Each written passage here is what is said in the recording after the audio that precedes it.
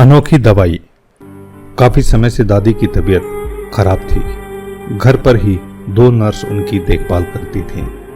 Doctor ने भी अपने हाथ उठा दिए थे और कहा था जो भी सेवा करनी है कर लीजिए। दवाइयाँ अब अपना काम नहीं कर रही हैं।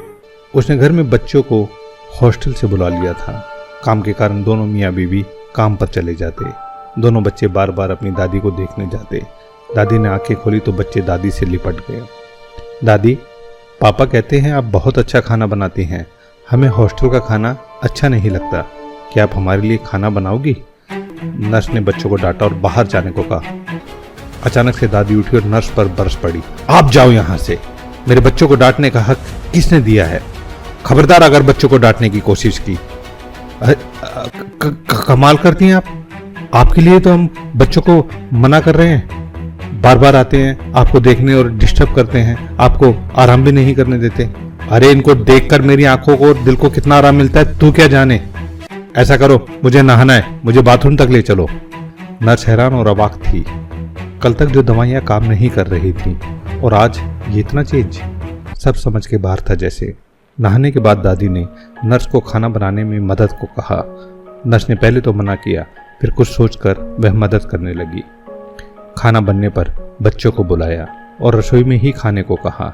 दादी, हम जमीन पर बैठकर खाएंगे और वो भी आपके हाथों से। मम्मी तो टेबल पर खाना देती है और खिलाती भी नहीं।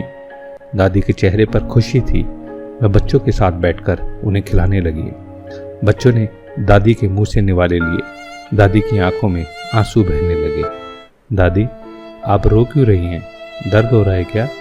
मैं आपके पैर दबा दूं? अरे नहीं, ये तो बस तेरे बाप को याद करके आ गए थे आंसू। वो भी ऐसे ही खाता था मेरे हाथों से। पर अब कामयाबी का ऐसा भूत चढ़ा कि खाना खाने का वक्त भी नहीं है उसके पास और ना ही माँ से मिलने का समय। दादी, आप ठीक हो जाओगी। हम दोनों आपके ही हाथ से खाना खाएंगे। और पढ़ने कौन जाएगा? तेरी माँ रहने देगी क्या तुमको? दादी, अब हम कभी नहीं जाएंगे, यहीं रहकर पढ़ेंगे। दादी ने बच्चों को सीने से लगा लिया। नर्स ने इस इलाज को कभी पढ़ा ही नहीं था जीवन में।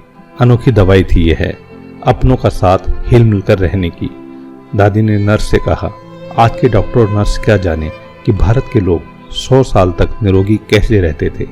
छोटा सा गांव, सुविधा कोई नहीं, हर घर में गाय, खेत के काम, कुएं से पानी लाना, मसाले कूटना, अनाज दलना, दही बिलोना, मक्खन निकालना, एक घर में कम से कम 20 से 25 लोगों का खाना बनाना, कपड़े धोना, कोई मिक्सी नहीं, ना ही वॉशिंग मशीन या कुकर।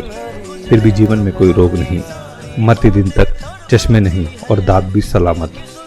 ये सभी केवल परिवार का प्यार मिलने से होता था। नर्स तो यह सुनकर हैरान रह गई और दादी दूसरे दिन ठीक हो गई। आइए बने हम भी ऐसी दवा अपनों की। अपने तो अपने होते हैं।